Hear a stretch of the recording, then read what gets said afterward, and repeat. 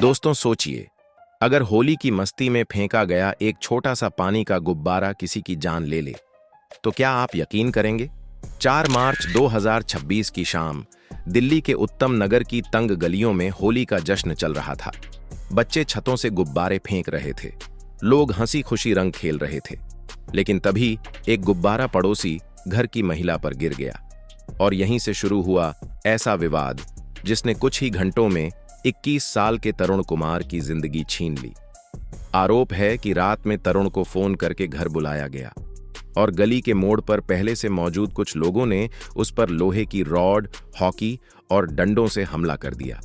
आखिर उस रात वहां ऐसा क्या हुआ था? क्या यह सिर्फ एक गुब्बारे से शुरू हुआ झगड़ा था या इसके पीछे कोई पुरानी दुश्मनी छिपी थी? आइए जानते हैं उत्तम नगर की उस खौफनाक रात की पूरी कहानी।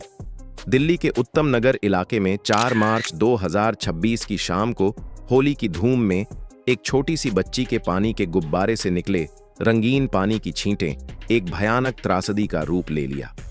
जीजे कॉलोनी के ब्लॉक ए में हस्तसल गांव के संकरी गलियों में जहां शाम तक हंसी खुशी का माहौल था, वहां अचानक बहस ने हिंसा का रूप धारण कर लिया और 21 साल के युवक तरुण कुमार की जान चली गई। यह घटना न केवल दो परिवारों के बीच पुरानी नाराजगियों को उजागर करती है, बल्कि पूरे इलाके को सदमे में डाल दिया, जहां सदियों पुरानी पड़ोसियों की जड़ें अब टूटने की कगार पर खड़ी नजर आ रही हैं। अगर आपको यह खबर सुनकर मन में कोई विचार आया हो या आप इस घटना से जुड़े अपने अनुभव साझा करना चाहें, तो कृपया वीडियो को लाइक करें और कमेंट्स में अपनी राय जरूर बताएं। आपकी प्रतिक्रियाएं हमें और बेहतर कवरेज करने में मदद करती हैं। 4 मार्च की वह शाम शुरू तो बिल्कुल सामान्य थी। उत्तम नगर का यह हिस्सा, जो दक्षिण पश्चिम दिल्ली का एक घनी आबादी वाला इलाका है, होली के रंगों से सराबोर था। लोग घरों की छतों पर इकट्ठा होकर गुब्बारे फेंक रहे थे, रंग उड़ाने का शोर मच रहा था। तरुण कुमार का परिवार भी अपनी तीसरी मंजिल वाली छोटी सी कोठरी में जश्न मना रहा था। तरुण का छोटा चचेरा भाई, मात्र 11 साल का एक बच्चा, उत्साह में एक गुब्बारा फेंकता है जो पड़ोसी घर की एक महिला पर गिर जाता है। रंगीन पानी की छींटें पड़ती हैं और बस यही से विवाद की शुरुआत हो जाती है।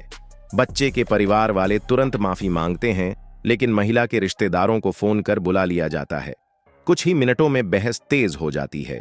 दोनों पक्षों के लोग आपस में उलझ जाते हैं। लाठियां, डंडे और छड़ियां निकल आती हैं। मारपीट शुरू हो जाती है। एक तरफ से 3 लोग घायल होते हैं, दूसरी तरफ 5। तरुण का चाचा को सिर पर टांके लगते हैं और बाएं हाथ में फ्रैक्चर हो जाता है। यह झड़प कुछ मिनटों तक चलती है, फिर दोनों पक्ष अपने अपने घरों में चले जाते हैं, लेकिन तनाव का बीज बो चुका होता है। इस बीच तरुण होली पार्टी में अपने दोस्तों के साथ मस्ती कर रहा होता है। वह बीसीए करने के बाद डिजिटल मार्केटिंग और इंटीरियर डिजाइनिंग का ऑनलाइन कोर्स कर रहा था। परिवार की आर्थिक जिम्मेदारी उठाने का सपना देखने वाला यह युवक, जो जिम जाकर वेट लिफ्टिंग करता था, कभी सोच भी नहीं सकता था कि एक फोन कॉल उसकी जिंदगी हमेशा के लिए बदल देगा। रात करीब 10:30 पर विवाद शुरू होता है। 10:40 पर मारपीट। फिर 11 बजे के आसपास तरुण को फोन आता है। फोन करने वाला कहता है कि उसके माता पिता पर हमला हो रहा है। तरुण घबरा जाता है। वह जल्दी से अपनी बाइक पर सवार होकर घर की ओर दौड़ता है, लेकिन जैसे ही वह गली के मुहाने पर पहुंचता है, एक भीड़ इंतजार कर रही होती है। 7-8 लोग लोहे की rod, hockey stick, cricket bat, ईंटें और पत्थरों से लैस। वे तरुण पर टूट पड़ते हैं। पड़ोसी लोग, औरतें, बूढ़े, बच्चे चिल्लाते हैं, गिड़गिड़ाते हैं कि रुक जाओ, लेकिन भीड़ नहीं रुकती। तरुण खुद को बचाने की कोशिश करता है, लेकिन संख्या में भारी पड़ जाते हैं। वह गिर पड़ता है। खून बहने लगता है। फिर भी हमला जारी रहता है। परिवार के लोग घर के अंदर ताले चाबी से बंद कर लेते हैं, बाहर का कांड सुनते रहते हैं। सड़क पर खून की धार बहने लगती है। 5 मार्च की सुबह तरुण को अस्पताल ले जाया जाता है, लेकिन देर हो चुकी होती। डॉक्टरों ने मृत घोषित कर दिया। सिर पर गंभीर चोटें, कई जगह फ्रैक्चर। पोस्टमार्टम रिपोर्ट में हत्या की पुष्टि होती है। पुलिस को सूचना मिलते ही एफआईआर दर्ज हो जाती है। दिल्ली पुलिस ने आईपीसी की धारा 302 यानी हत्या और SC/ST एक्ट की धाराओं को जोड़ा। तरुण का परिवार राजस्थान मूल का है। पिता मेमराज बुटोलिया सफेदी का ठेका लेते हैं। मां सुनीता घर संभालती हैं। बहन रेखा और चचेरा भाई राहुल परिवार के सहारा हैं। तरुण अकेला कमाने वाला था। उसकी मां सुनीता बताती हैं, वे मेरे बेटे को फोन करके बुलाया, कहा कि हम पर हमला हो रहा है। वह हमें बचाने आया, लेकिन वे इंतजार कर रहे थे। घर के अंदर हम सब बंद थे। वे डंडों से मार रहे थे, पत्थर फेंक रहे थे। तरुण कुछ गलत नहीं किया था। जब वह खून बहाते गिरा तब भी नहीं रुके। किसी ने जानबूझकर उसे बुलाया।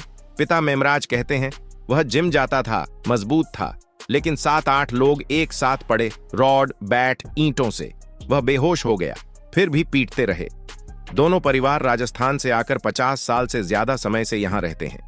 डाइंग का कारोबार करने वाला दूसरा परिवार भी वही मूल का है। पड़ोस में छोटी मोटी नाराजगियां हमेशा रहती थीं। पार्किंग को लेकर, कचरा फेंकने को लेकर, पानी की होली पर सालों पहले भी एक झड़प हुई थी, लेकिन इस बार मामला जानलेवा हो गया। आरोपी परिवार के लोग उमरुद्दीन, जुम्मादीन, कमरुद्दीन, मुस्ताक, मुजफ्फर, ताहिर और निजामुद्दीन विवाद के समय महिला के रिश्तेदार थे। पुलिस ने 5 मार्च को ही 6 वयस्कों को गिरफ्तार कर लिया, एक नाबालिग को भी हिरासत में लिया। बाद में एक और गिरफ्तारी हुई, कुल 8। आरोपी परिवार के लोग घर ताले लगाकर भाग गए। पुलिस सीसीटीवी फुटेज खंगाल रही है, गवाहों के बयान ले रही है। डीसीपी द्वारका कुशल पाल सिंह कहते हैं, यह पड़ोसी विवाद का मामला है, सांप्रदायिक नहीं। हमने भारी सुरक्षा बल तैनात कर दिए हैं, अफवाहों से बचें। एडीसीपी निहारिका भट्ट ने पुष्टि की कि वरिष्ठ से जूनियर स्तर तक पुलिस तैनात है। 6 मार्च को तनाव और भड़क गया। आरोपी रिश्तेदारों की एक कार और मोटरसाइकिल को आग लगा दी गई। इलाके में दुकानें बंद हो गईं। 7 मार्च को बाजरंग दल और विश्व हिंदू परिषद के सदस्य उत्तम नगर मेट्रो स्टेशन के पास इकट्ठे हो गए। उन्होंने सड़कें जाम कर दीं, नारे लगाए, सख्त सजा की मांग की। पुलिस को हल्का बल प्रयोग करना पड़ा। तरुण के पिता मेमराज ने पुलिस स्टेशन पर धरना दिया। उन्होंने सीबीआई जांच की मांग की। कहा, पुलिस ने पूछताछ नहीं की, गिरफ्तार लोगों को दिखाया तक नहीं। प्रधानमंत्री नरेंद्र मोदी और दिल्ली की मुख्यमंत्री रेखा गुप्ता से अपील है, सख्त कार्रवाई हो, बुलडोजर जस्टिस हो। बीजेपी सांसद कमलजीत सहरावत ने इसे शर्मनाक बताया। कहा कि आरोपी को कोई नरमी नहीं मिलेगी। इलाके के लोग डरे हुए हैं। एक पड़ोसी कहते हैं, हम सब राजस्थान से हैं, सालों से साथ रहते आए, लेकिन अब डर लगता है, बच्चे घर से बाहर नहीं निकल रहे। 8 मार्च को मामला एक नया मोड़ ले लिया। म्यूनिसिपल कॉरपोरेशन ऑफ दिल्ली ने आरोपी निजामुद्दीन के घर के अवैध हिस्सों को तोड़ दिया। बुलडोजर चला और आंशिक ध्वस्तीकरण हो गया। एमसीडी का कहना है कि यह नियमित प्रवर्तन कार्रवाई थी, जांच से जुड़ी नहीं, लेकिन परिवार इसे न्याय का हिस्सा मान रहा है। तरुण की बहन रेखा बताती हैं, पिताजी सफेदी का काम करते हैं, लेकिन भाई के सपने इससे बड़े थे। वह बीसीए के बाद डिजिटल आर्किटेक्चर सीख रहा था, नक्शे बनाता, घरों के डिजाइन सोचता। अब सब खत्म। एक बच्चे की भूल पर हत्या, कैसे न्याय होगा? चचेरा भाई राहुल कहते हैं, तरुण का भविष्य उज्जवल था, कोर्स खत्म होते ही करियर शुरू करने वाला था। अब इलाके में सुरक्षा चाक चौबंद है। 2 कंपनियां पैरामिलिट्री फोर्स, सीआरपीएफ और रैपिड एक्शन फोर्स तैनात। सभी गलियां बैरिकेडिंग से बंद। फ्लैग मार्च हो रहे हैं। इलाके को 3 जोनों में बांटा गया। डीसीपी रैंक के अधिकारी zone in charge, ACP sector, inspector sub sector. Drone से निगरानी। दुकानें धीरे धीरे खुल रही हैं, लेकिन तनाव बरकरार। पुलिस अपील कर रही है कि शांति बनाए रखें। दोनों समुदायों के लोग कहते हैं कि वे पुरानी दुश्मनी भूलना चाहते हैं, लेकिन घाव गहरे हैं। अगर यह कहानी आपको छू गई हो या आप सोच रहे हो कि ऐसे विवादों से कैसे बचा जाए, तो वीडियो को लाइक करना न भूलें और कमेंट्स में अपनी राय साझा करें।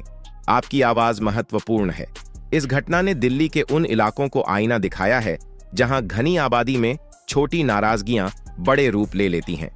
उत्तम नगर जैसे क्षेत्र, जहां प्रवासी परिवार सालों से साथ रहते हैं, अक्सर पार्किंग, पानी, कचरे जैसी समस्याओं से जूझते हैं। विशेषज्ञ कहते हैं कि सामुदायिक संवाद की कमी ही ऐसी त्रासदियों को जन्म देती है। एनजीओ अब वहां जागरूकता अभियान चला रहे हैं। पड़ोसी समितियां बनाने की बात हो रही है।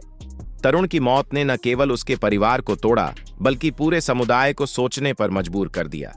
क्या एक त्योहार की खुशी इतनी महंगी होनी चाहिए? पुलिस की जांच जारी है। सीबीआई की मांग पर सरकार विचार कर रही। आरोपी अदालत में पेश हो रहे हैं, लेकिन सवाल वही है, न्याय कब मिलेगा? अंत में यह घटना हमें याद दिलाती है कि त्योहारों की रौनक में भी संयम और समझदारी जरूरी है। तरुण जैसे युवाओं के सपनों को बचाने के लिए हमें एक दूसरे का हाथ थामना होगा। शांति ही असली जीत है। धन्यवाद। ऐसे ही रोचक वीडियो देखने के लिए चैनल को सब्सक्राइब करें।